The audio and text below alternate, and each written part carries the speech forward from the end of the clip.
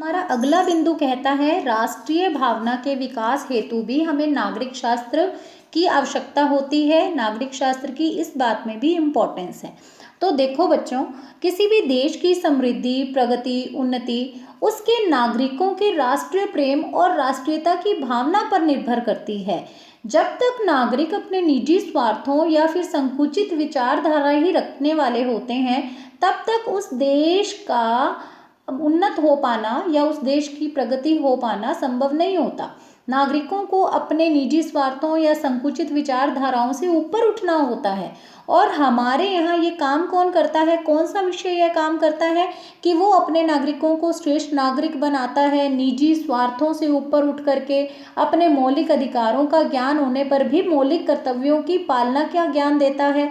तो ऐसा काम कौन करता है या ऐसा कौन सा विषय करता है, वो है नागरिक शास्त्र। नागरिक शास्त्र ही हमें ये कहता कि हमें अपने मौलिक अधिकारों का प्रयोग करना है, लेकिन किसी और के अधिकारों का हनन नहीं करना। तो ये सारी जो भी चीज़ें सिखाई जाती हैं वो हमें निजी स्वार्थों या संकुचित विचारधाराओं से ऊपर उठाती हैं और एक श्रेष्ठ नागरिक बनाती हैं। हमें जाति, धर्म, भाषा, संप्रदाय, अंधविश्वासों से दूर रखती हैं ये चीज़ें, क्योंकि ये राष्ट्र विरोधी तत्व होते हैं।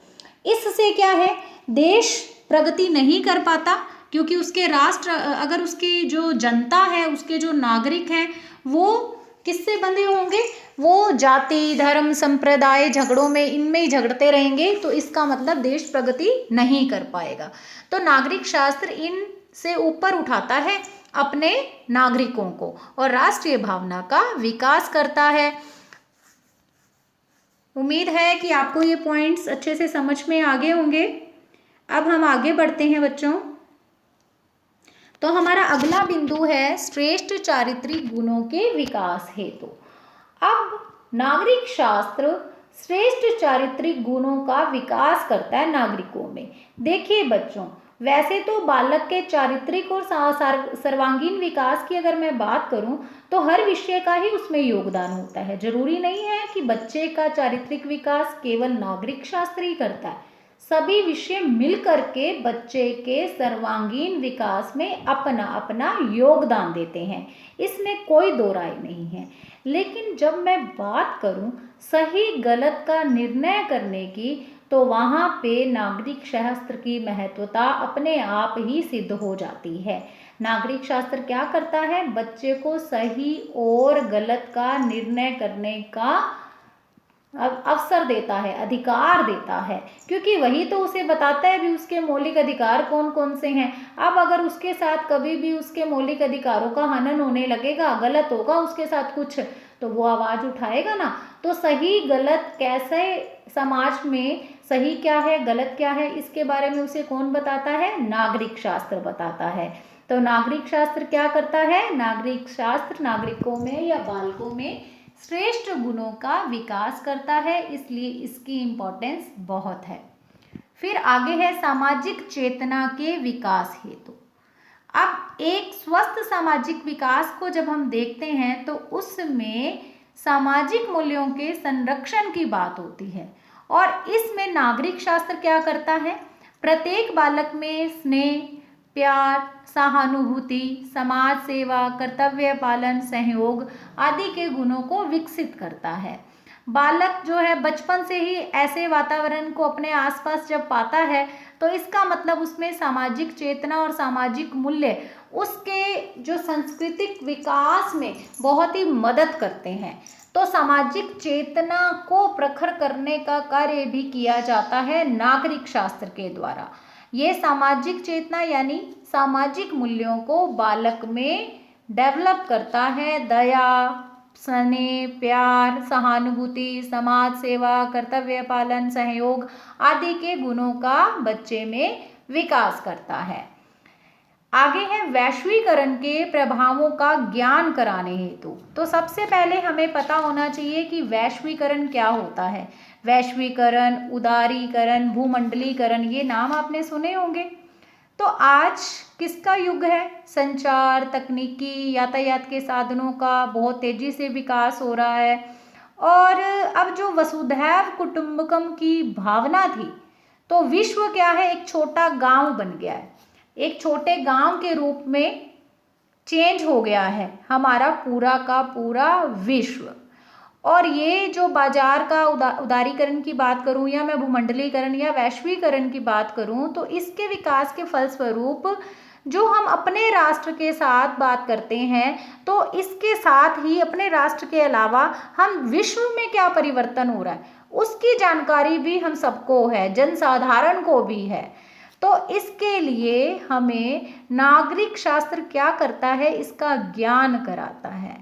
ठीक है, तो भूमंडलीकरण के विकास में भी या भूमंडलीकरण के या वैश्वीकरण के या उदारीकरण के प्रभावों को चेक करने के लिए या उनका ज्ञान देखने के लिए कि सकारात्मक आया है या नकारात्मक आया है, जहाँ पे हम वसुधैव कुटुंबकम यानी संपूर्ण पृथ्वी को ही एक घर मानते हैं, एक परिवार मानते हैं, तो ये बात संभव हो गई है इस वैश्वीकरण से। तो इस तरह से नागरिक शास्त्र वैश्वीकरण के प्रभावों का भी ज्ञान कराता है। फिर देखिए तकनीकी विज्ञान एवं इलेक्ट्रॉनिक उपकरणों के प्रभाव के ज्ञान हेतु। आज का युग विज्ञान का युग है, हम सभी जानते हैं। अब देखिए प्राचीन समय में क्या था कि जिसकी लाठी उसकी भैंस, ऐसा कानून था। ठीक है, जो संघर्ष करता था जीत जाता था, वो जीवित रहता था और आगे बढ़ जाता था। तो आज की ये जो लड़ाई है ना, वो आमने सामने की लड़ाई नहीं है, आज बुद्धि और दिमाग से लड़ाई लड़ी जाती है, आप सभी जानते हैं। और इस विकास में हमें सहयोग किसका मिला, तो हमें विज्ञान और तकनीकी का सहयोग मिला है इस दिमाग या बुद्धि की लड़ाई में।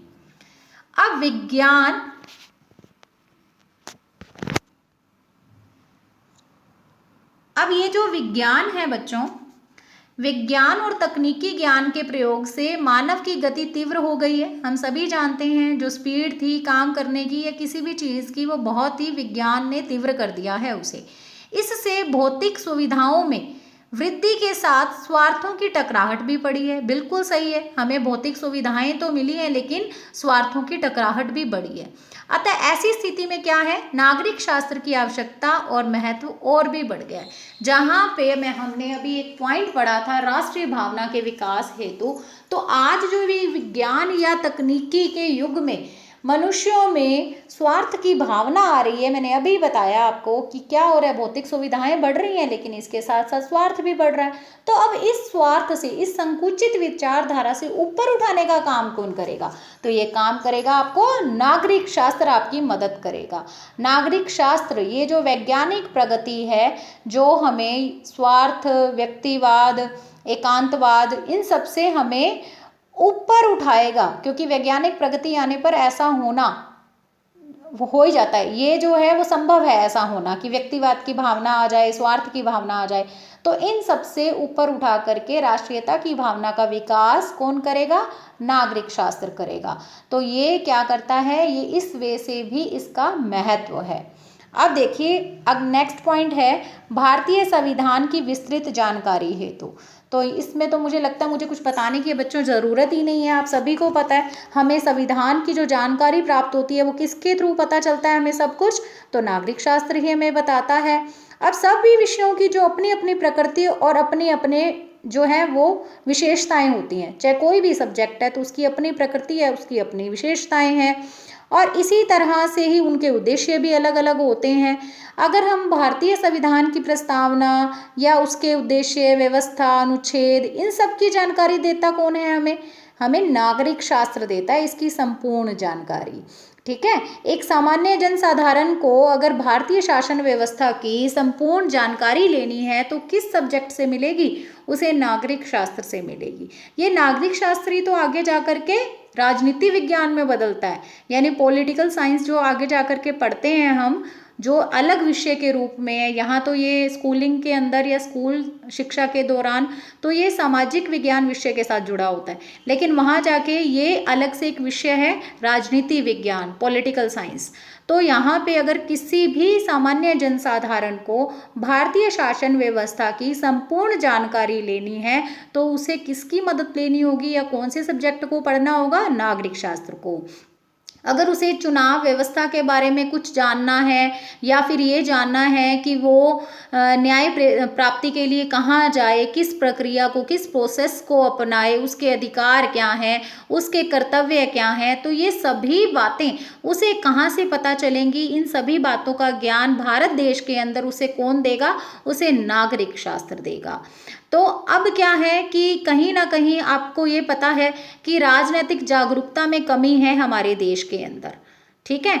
तो अगर किसी को जागरूक होना है, अगर किसी को अपने अधिकार, कर्तव्य, चुनाव व्यवस्था या अपने साथ हो रहे अन्याय के लिए उसे क्या करना है, किस प्रोसेस को अपनाना है, इन सब की जानकारी लेनी है बच्चों, तो वो कहाँ जाएगा? वो जाएगा नागरिक शास्त्र की शरण में। तो नागरिक शास्त्र हमारी बहुत मदद करता है। नागरिक शास्त्र के समसामयिक महत्व के अंतर्गत हमने 10 बिंदु देखे हैं। एक बार फिर से रिवाइज कर रही हूँ मैं आपके सामने। स्वस्थ पारिवारिक एवं सामाजिक जीवन के विकास हेतु, लोकतंत्र को सफल बनाने हेतु, विभिन्न शासन प्रणालियों का ज्ञान कराने हेतु, मौलिक अधिकार व मौलिक कर्तव्यों की अनुभूति हेतु, राष्ट्रीय भावना के विकास हेतु, श्रेष्ठ चारित्रिक गुणों के विकास हेतु, सामाजिक चेतना के विकास हेतु, वैश्वीकरण के प्रभावों का ज्ञान कराने हेतु, तकनीकी विज्ञान एवं इलेक्ट्रॉनिक उपकरणों के प्रभाव के ज्ञान हेतु, भारतीय संविधान की विस्तृत जानकारी हेतु। तो बच्चों, आज हमने पढ़ा नागरिक शास्त्र का समसामयिक महत्व। तो हमारा ये टॉपिक खत्म हो गया है, कंप्लीट हो गया है। ये इकाई 1 का बी पार्ट था, ठीक है। तो अब हम मिलेंगे अगली कक्षा में। Thank you, God bless you.